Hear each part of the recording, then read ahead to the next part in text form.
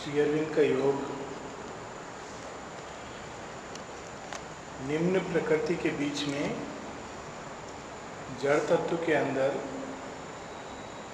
भगवान को स्थापित करने का योग है। सुनने में बहुत सरल, बहुत अच्छा लगता है, लेकिन इसके जितने गहराई में जाते हैं तो ये कार्य कितना विशाल है वो प्रकट होता है। और इसीलिए ये योग एक सीमित समय का, इस योग को किसी भी प्रकार के सीमा में प्रतिबंधित नहीं कर सकते, ना देश की सीमा, ना काल की सीमा, ना किस प्रक्रियाओं के द्वारा ये योग पूर्ण होगा इसकी सीमा। क्योंकि धीरे धीरे ये योग जैसे जैसे बढ़ेगा मानव जीवन की सब गतियों को अपने अंदर लेते जाएगा।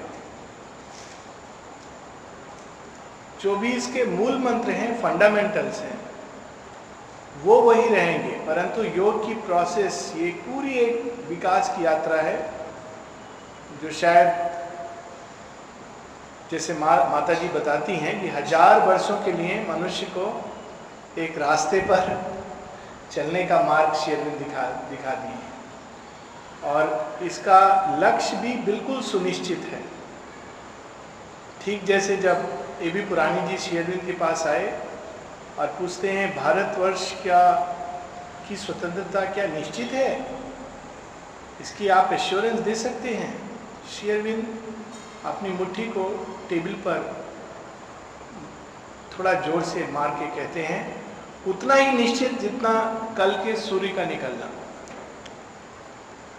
उसी प्रकार से इस योग का जो उद्देश्य है, जैसा माता जी कहती कि even for a moment you should not vacillate in the belief. एक क्षण के लिए भी शंका नहीं आने देना है कि ये योग संपूर्ण होगा कि नहीं, निश्चित रूप से होगा, इसके बारे में कोई दो राय नहीं, मतभेद नहीं है। परंतु ये योग यात्रा किस रास्ते से जाएगी, कितने प्रकार के दृश्य आएंगे, ये हम सबके ऊपर कुछ हद तक निर्धारित रहता है। इस यात्रा में बहुत बार सुंदर दृश्य आते हैं, व्यक्तिगत स्तर पर, सामूहिक स्तर पर, क्योंकि ये योग व्यक्तिगत योग नहीं है, सामूहिक योग है। कभी कभी सामूहिक स्तर पर भयावह दृश्य उपस्थित होते हैं। दोनों ही इस एक ही यात्रा के अंग हैं। श्री अरविंद के अगर हम लोग पत्रों को पढ़ें तो एक समय ऐसा था जब आश्रम में बहुत सुंदर सुंदर अनुभव सबको हो रहे थे। यहाँ तक कि देवताओं की चेतना, उच्चतर देवताओं की चेतना वो लोगों के अंदर प्रवेश कर रही थी। और साधारण मनुष्य, हम सब साधारण मनुष्य हैं, वे सब ऐसा अनुभव कर रहे थे कि मानो बिल्कुल देवलोक के करीब रहने लगे हैं। अद्भुत चमत्कार, अद्भुत दृश्य, विजन्स, एक्सपीरियंसेस। माता जी श्री अरविंद को जब ये बताती हैं, श्री अरविंद कहते हैं हाँ, बहुत सुंदर सृष्टि है ये। यदि ये चलती रही ऐसे तो पूरे विश्व में हम लोग एक बहुत बड़ा धर्म स्थापित कर लेंगे। सारा विश्व नतमस्तक हो जाएगा इस शक्ति के सामने। लेकिन ये ओवर माइंड क्रिएशन है, हमें ये नहीं चाहिए। माता जी कहती हैं कि with my inner consciousness I knew and with in 2 hours all that was gone. वो सारी सृष्टि जिसमें देवता प्रकट होने लगे थे मनुष्यों के अंदर, इसको कहा जाता है ब्रिलियंट पीरियड ऑफ द आश्रम। वहीं दूसरी ओर आश्रम में एक ऐसा पीरियड आया जब हर व्यक्ति एक डिप्रेशन में जा रहा था। हर व्यक्ति के ऐसा लग रहा था कि अभिप्सा नहीं कर पा रहा है, सब कुछ धुंधला हो रहा है, कोई चीज क्लियर नहीं दिख रही है, सब तरह की समस्याएं अंदर और बाहर सामने आ रही हैं। जब श्री अरविंद से पत्र पूछते हैं, श्री अरविंद कहते हैं yes, the whole sadhana of the whole ashram has entered into the inconscient parts. सारा सामूहिक जो इस समय कहीं पर लिखते हैं जड़ प्रकृति के अंदर चला गया है, अवचेतन के अंदर जाकर, क्योंकि वहां अब क्लीनिंग चल रहा है। तो ये एक इस योग यात्रा में बहुत तरह के पड़ाव व्यक्तिगत स्तर पर, सामूहिक स्तर पर आते हैं और आएंगे, लेकिन इसका अल्टीमेट नियति निश्चित है। खाली मार्ग छोड़ के नहीं जाना चाहिए। ये चीज माता जी ने बार बार कहा है, डोंट अबैंडन द पाथ, क्योंकि इससे बड़ी कोई भूल नहीं हो सकती है। एक बार आदमी छोड़ के चला जाता है तो कौन जाने कितने जन्मों के लिए it is a difficult long path. किस तरह का पथ है, इसका थोड़ा थोड़ा वर्णन हम लोग सिंथेसिस ऑफ योग में देखते हैं। 4 तो इस योग की मुख्य सिद्धियां श्री अरविंद बताते हैं। परफेक्शन ऑफ दिस योगा, जिस पर अक्सर हम लोग शब्द यूज करते हैं, परफेक्शन परफेक्शन। परफेक्शन ये नहीं है कि एक छोटा सा टेबल पर जो चीज़ हम लोग रखे हैं कैसे परफेक्शन से रखे हैं, वो ऑर्डर है, वो जरूरी है। It is a good thing, it is a discipline of the mind. एक जो चेतना व्यवस्थित होती है वो चीज़ों को व्यवस्थित रूप में रखती है, दैट इज व्यवस्था। It is not perfection. Perfection भगवान की पूर्णता, जैसे भगवान पूर्ण है, वो पूर्णता जड़ तत्व के अंदर स्थापित होना, ये ऑर्डर है। किसी चीज को व्यवस्थित रूप में करना। बहुत से लोग हैं जो बहुत ऑर्गेनाइज्ड हैं, वो चीज़ों को बड़े सुंदर ढंग से करते हैं, लेकिन they are not arrived at perfection. Perfection क्या है? शेरविन कहते हैं इस परफेक्शन के 4 मुख्य सिद्धियां हैं, 4 मुख्य अंग हैं, और उसका वर्णन करते हैं शुद्धि, मुक्ति, शक्ति, भुक्ति। 4 इस योग के चरण हैं। शुद्धि वह सब कुछ जो हमारे, शुद्धि से नॉर्मली आता है कि नैतिक शुद्धि, या सामाजिक रूप में लोग समझे कि हाँ ये नैतिक रूप में, सामाजिक रूप में ये आदमी बहुत अच्छा है, या बाहरी शुद्धि की शरीर को रोज नहाना धोना, अगरबत्ती दिखाना। इट इज़ नॉट दैट शुद्धि। ये शुद्धि से एक अर्थ है कि पूरी चेतना तैयार हो गई है, खाली हो रही है, व्यक्तिगत चेतना खाली हो रही है, जो कुछ ऊपर से आएगा उसको ग्रहण करने के लिए। Far more deeper and difficult concept. शुद्धि का एक अंग भी स्थापित होना बहुत कठिन है। पूरी चेतना अंदर तक खाली होके भगवान की ओर मुड़े रहना, केवल उनके प्रभाव की ओर खुलना, केवल इस एक चरण को अगर पूर्णता के साथ किया जाए, इस परफेक्शन का एक अंग, तो शायद कुछ जन्मों की यात्रा है। जस्ट 1 स्टेप शुद्धि। दूसरा मुक्ति। मुक्ति है व्यक्तिगत चेतना का विश्व चेतना में मिल जाना। व्यक्तिगत चेतना मैं हूँ, ईगो सेंस है मुक्ति। सारी प्रकृति एक है, और विश्व चेतना के पीछे जो विश्वगत भागवत चेतना है उसके साथ एक होना, जो श्री अरविंद को अनुभव होता है वासुदेवम सर्वमिति अलीपुर जेल में। दैट इज दी मुक्ति in the true sense, deepest sense. पूरे विश्व चेतना के साथ एकाकार, अज्ञान के रूप में नहीं, ज्ञान के रूप में, to see the one behind all things. फिर तृतीय जो इसका अंग है शक्ति। हमारे सभी जो इंस्ट्रूमेंट्स हैं, शरीर, मन, प्राण और उनकी क्रियाएं, विचार, भावना, संकल्प इत्यादि इत्यादि, इन सब का एक सीमा है, दायरा है, उसके अंदर ये काम करती है। विचार की एक सीमा है। बहुत ज़्यादा आदमी सोचने लगता है तो सोचते सोचते पूरा माइंड का बल्ब फ्यूज हो जाता है या उसको थकान होने लगता है। प्रयास करके हम लोग देख सकते हैं, बहुत ज़्यादा अगर नींद नहीं आ रहा हो तो लाइफ डिवाइन का एक पेज पढ़ के बहुत अच्छा नींद, एकदम पूरा माइंड नहीं अलर्ट रह सकता है। एक सीमा है, उसके बियॉन्ड। कई लोग कहते हैं श्री अरविंद ने इतना कठिन लिखा। कठिन नहीं लिखा, श्री अरविंद जितना सरल कर सकते थे उन्होंने सरल किया, लेकिन हमारी इनकैपेसिटी है। जब तक हम लोग श्री अरविंद का सेंटेंस, वाक्य पहला प्रारंभ से लेके अंत तक पहुंचते हैं तो हमारा माइंड फोकस नहीं रह पाता कि शुरू में उन्होंने क्या कहा था। खासकर अगर हम दिव्य जीवन या योग समन्वय को पढ़ें तो शुरू में क्या उन्होंने कहा था, लास्ट में कहाँ पहुंच गए, our mind is having a limited capacity and limited power. ये श्री अरविंद की लिमिटेशन नहीं है, ये हमारी लिमिटेशन है। हम लोग कल्पना नहीं कर सकते कि श्री अरविंद ने कैसे लिखा। एक वाक्य शुरू होता है 15 लाइन 20 लाइन के एंड में खत्म होता है एक पूरा पैराग्राफ। क्या चेतना होगी जिसमें एक मेंटल इंस्ट्रूमेंट कैसे काम कर रहा है। Can we ever imagine. Savitri की 200 लाइन उतरती जा रही है, व्हाट काइंड ऑफ इंस्ट्रूमेंट। तो ये शक्ति है जो नेचुरल इंस्ट्रूमेंट है उनको उनकी हाईएस्ट पॉसिबिलिटी पर रेज करना।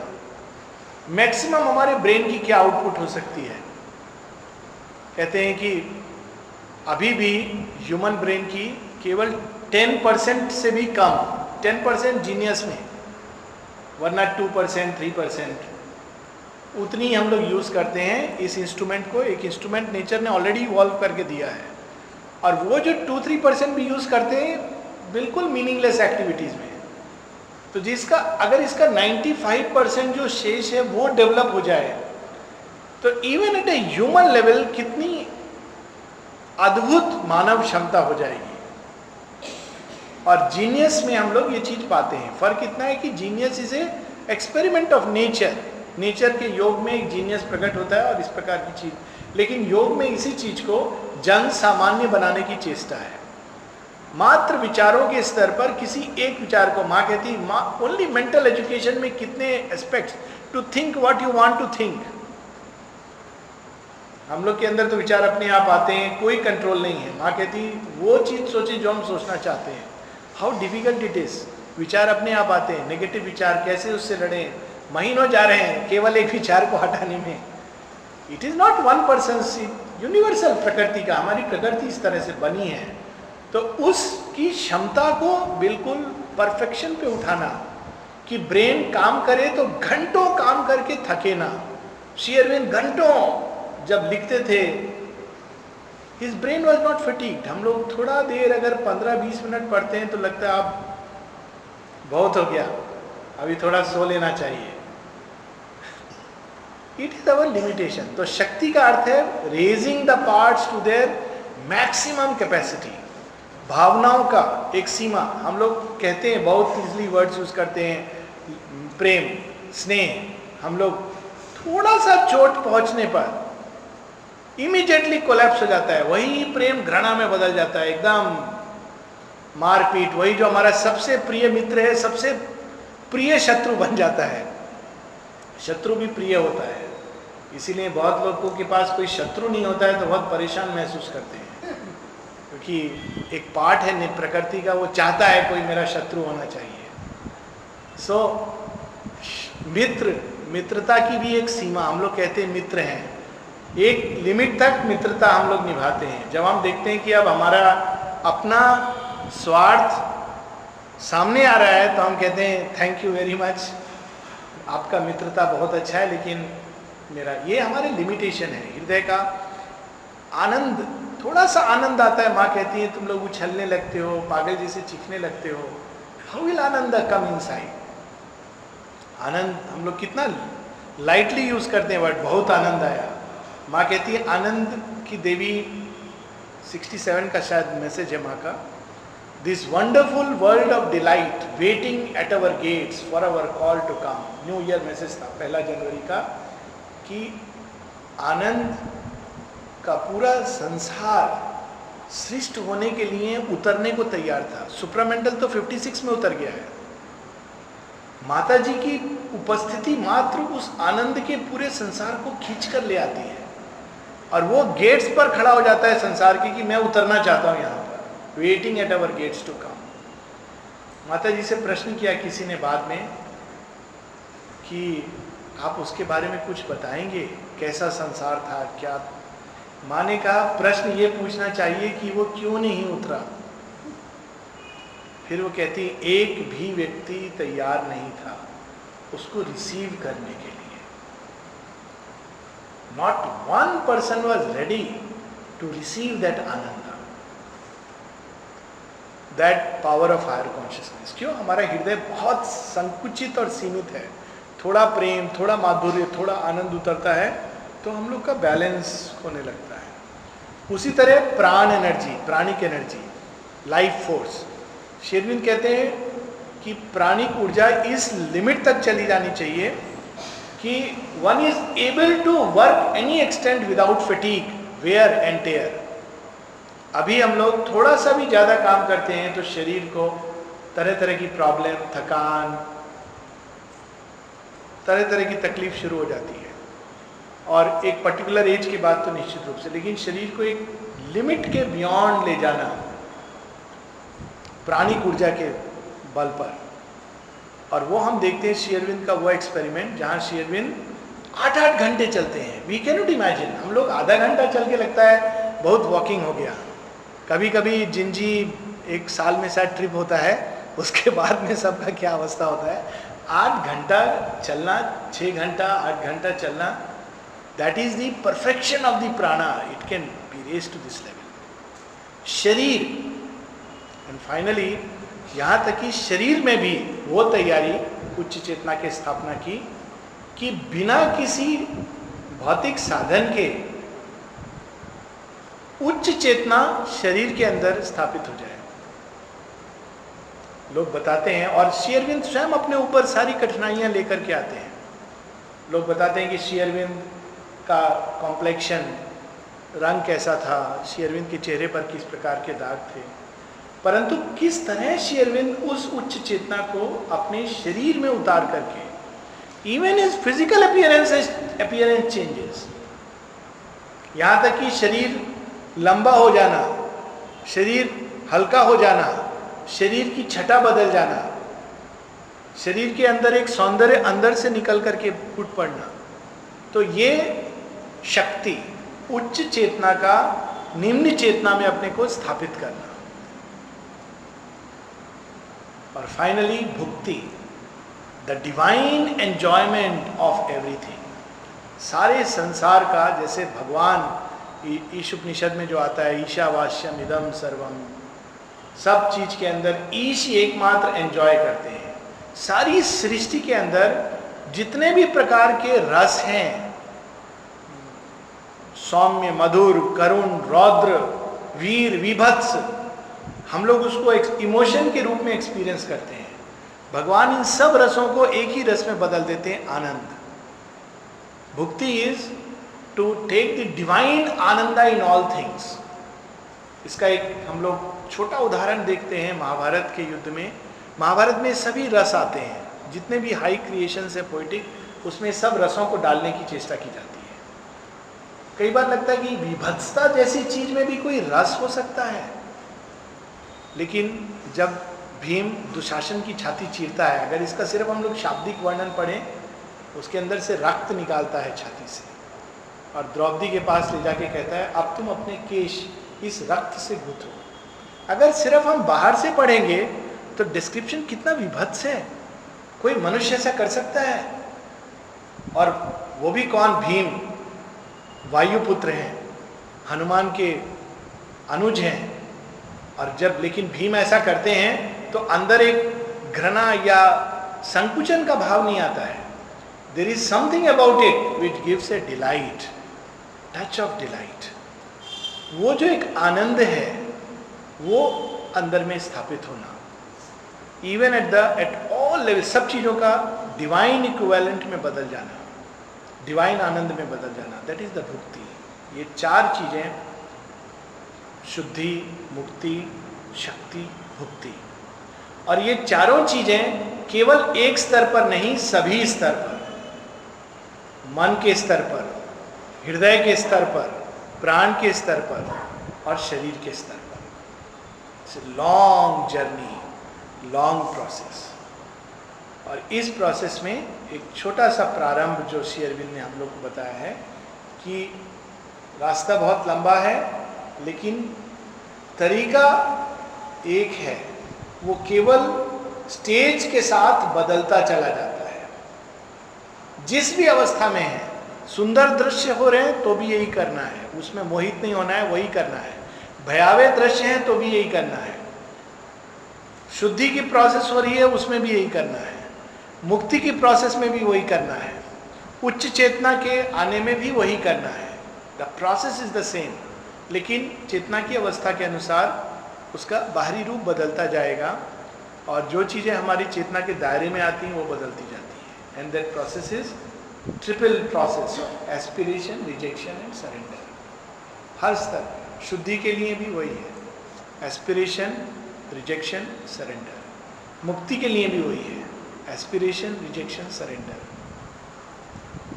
फिर जैसे जैसे शक्ति, तब धीरे धीरे surrender becomes personal effort is more and more replaced.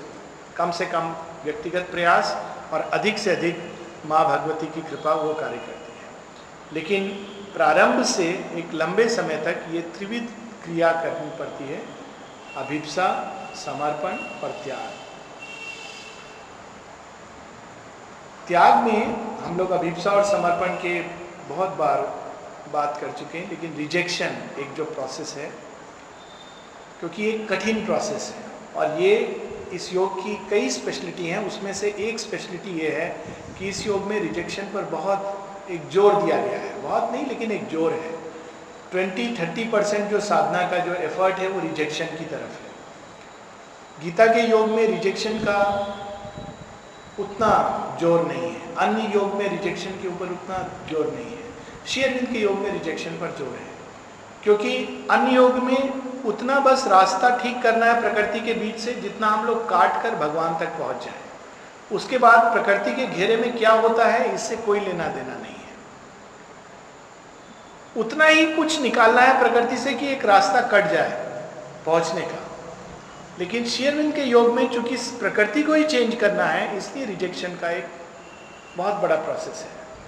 अब ये रिजेक्शन भी जब हम देखते हैं तो ये कितने लेवल्स पर और किस तरह से चलता है।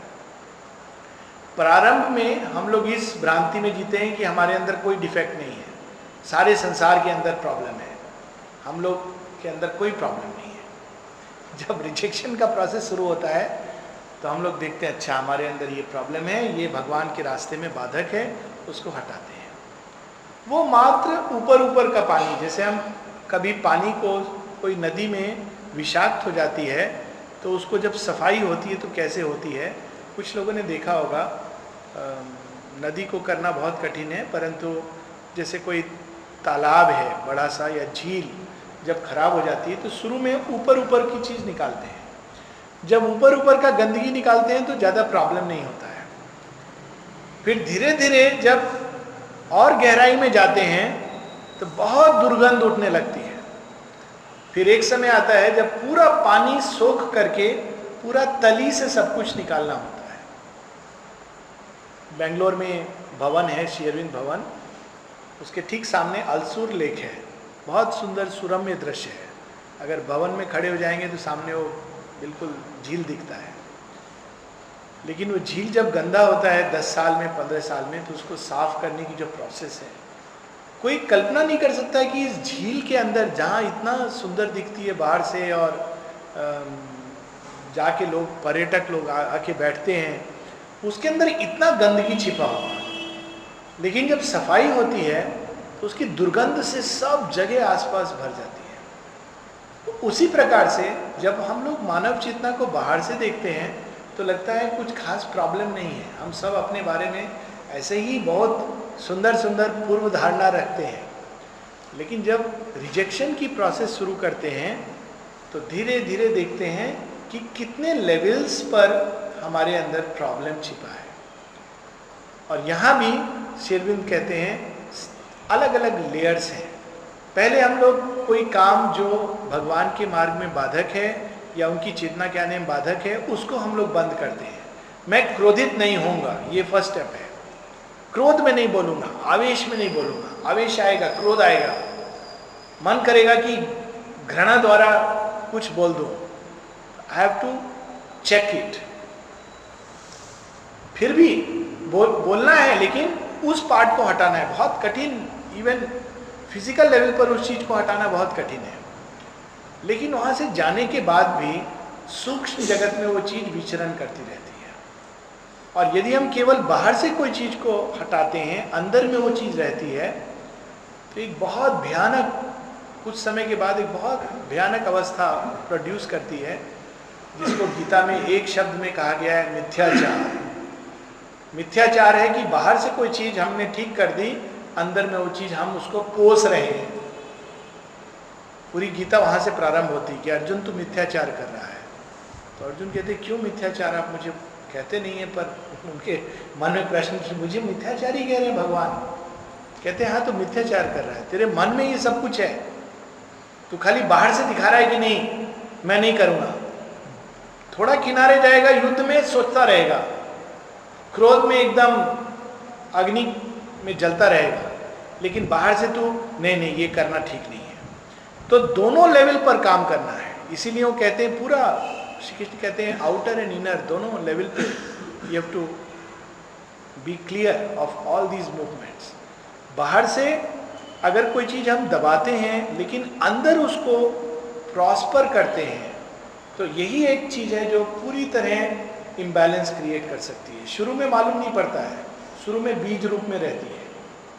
हर एक टेंडेंसी शुरू में छोटा सा बीज रहती है, कभी कभी बड़ा आकर्षक बीज होती है। एक कहानी है बड़ी सुंदर कि हम सब सुने, लेकिन इसका बहुत आयाम है, भस्मासुर की कहानी। भस्मासुर शिव जी का भक्त था। शिव जी के पास जाता है, बोलता है कि मैं आपके लिए कुछ सेवा करना चाहता हूँ। देखिए कितने सुंदर ढंग से आता है, सेवा, भगवान का सेवा करने। तो शिव जी कहते ठीक है, वो तो अवधूत हैं, क्या सेवा करोगे? मैं, आप रोज भस्म लगाते हैं अपना शरीर पर, मैं लकड़ी जंगल से काट करके ले आऊँगा। बहुत अच्छा बात है। रोज शिव जी के भस्म के लिए लकड़ी काट कर लाता है और शिव जी उसको और जला देता है। जब भस्म इकट्ठा होता है तो शिव जी कहते हैं कि राख अपने शरीर पर लगाकर फिर वो पूरे संसार में, ऐसा कहा जाता है, मानना है कि जब संध्या काल होता है, जब संध्या और रात्रि का मिलन होता है, उस समय वे सारे संसार में घूमते हैं। ये एक प्रकार से सच है, इन द सेंस अगर हम संध्या काल का वो समय है, माता जी ने इसको कहा है कि ग्रेट स्टिलनेस फॉल्स। पूरे सृष्टि में एक प्रकार का शिवत्व विराजमान होता है, देयर इज ए स्टिलनेस। और इसीलिए कहा जाता है उस समय कोई भी विकृत मूवमेंट करना इज वेरी वेरी डेंजरस। ये कहानी आती है, हिरण्यकश्यप के जन्म की कहानी इससे जुड़ी हुई है। ऋषि कहते हैं कि ये काल शिव जी का काल है। It's a way of saying that's a moment very auspicious for stillness. माता जी कहती हैं it's a beautiful moment for meditation. सारी सृष्टि में चिड़िया शांत हो जाती है, वृक्ष में शांति होती है। अगर हम बैठे तो एकदम लगेगा एक शांति पूरा एनवेलप कर रही है पूरी अर्थ को। तो वो शिव जी उस समय भस्मासुर सब मेहनत करके ले आता था। एक दिन शिव जी प्रसन्न होकर भस्मासुर से कहते हैं तुम जो चाहिए मैं तुमसे बहुत प्रसन्न हूँ, मांग लो। तो भस्मासुर कहते हैं पूरा आपको लकड़ी लाता हूँ मैं, फिर जलाता हूँ, भस्म इकट्ठा करता हूँ, कोई शॉर्टकट बता दीजिए जिससे लकड़ी अपने आप जल जाए, जलाना बहुत मुश्किल है। तो शिव जी कहते हैं ठीक है, तुम जहाँ हाथ रखोगे वो जल जाएगा। तो भस्मासुर लकड़ी लाता है, हाथ रखता है, जल जाता है।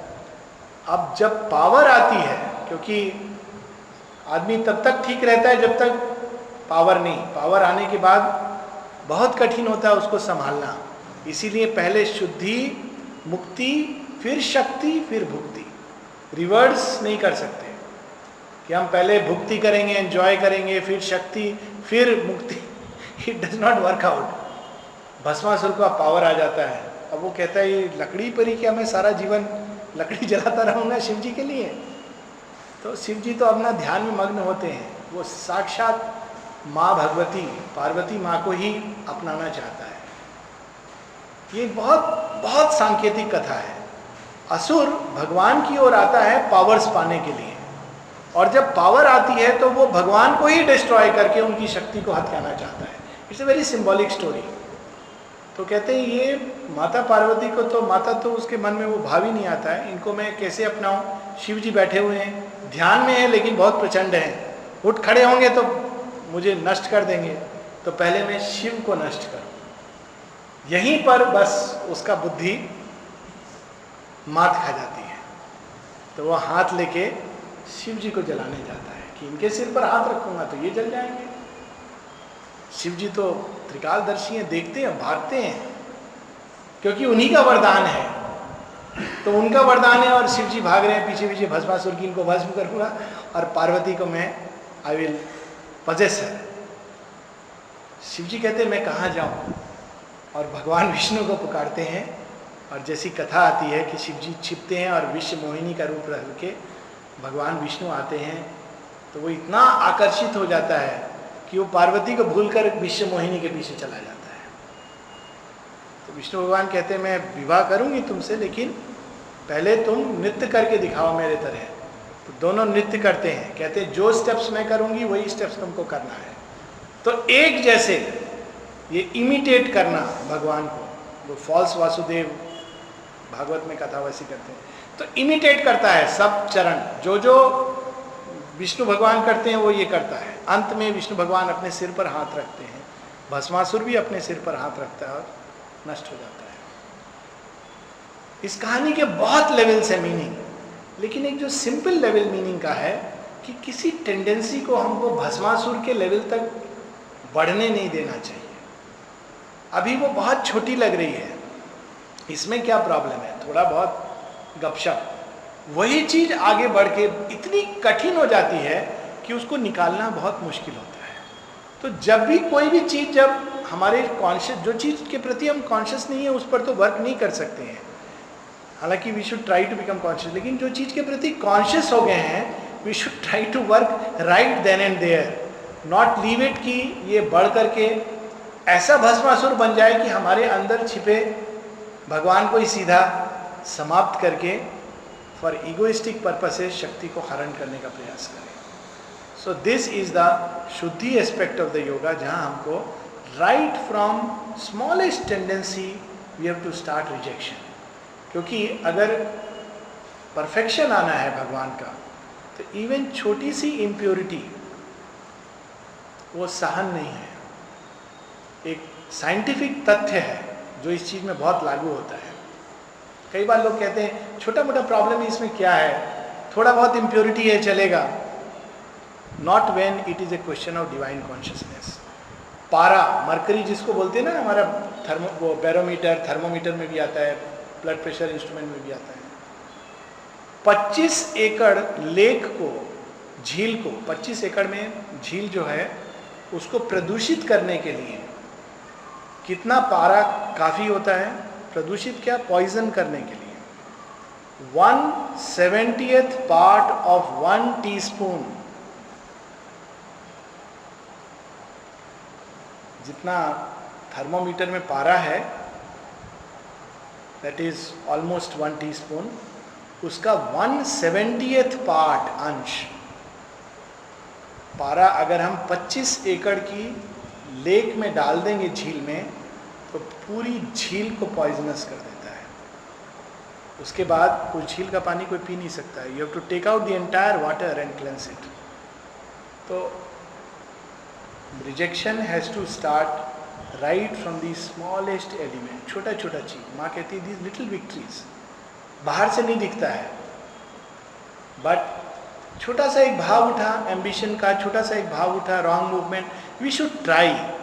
ये नहीं कि आदमी एक बार में सक्सीड करेगा, लेकिन उसको बढ़ने नहीं देना चाहिए before it becomes Bhasmasur. So that is the constant process of this yoga.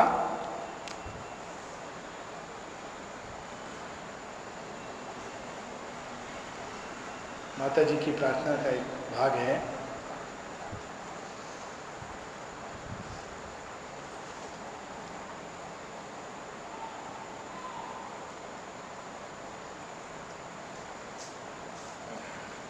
The preparation and the work and the preparation alternate and interpenetrate to such an extent that sometimes it becomes difficult to distinguish them. तैयारी और कर्म, ये दोनों शुद्धि और मुक्ति तैयारी है, आसन बिछाने वाली चीज है। आसन बिछ गया, वर्क उच्च चेतना अंदर आके, भागवत चेतना अंदर आके आसन पर बैठेगी। सो आसन बिछाने के पहले जो सफाई करना और आसन बिछाना, this is the preparation. Work है आवाहन, जिसे उस आसन पर जिसको बैठना है वो वहाँ पर आकर के बैठे. So preparation and the work must go together. What one must be, and their combination constitutes thy divine life upon earth. What one must be, what one must do, the perfecting of thy instrument and its utilization go together. इस यंत्र को हम किस प्रकार से उपयोग करते हैं. यदि हम वाणी को टू प्रोजेक्ट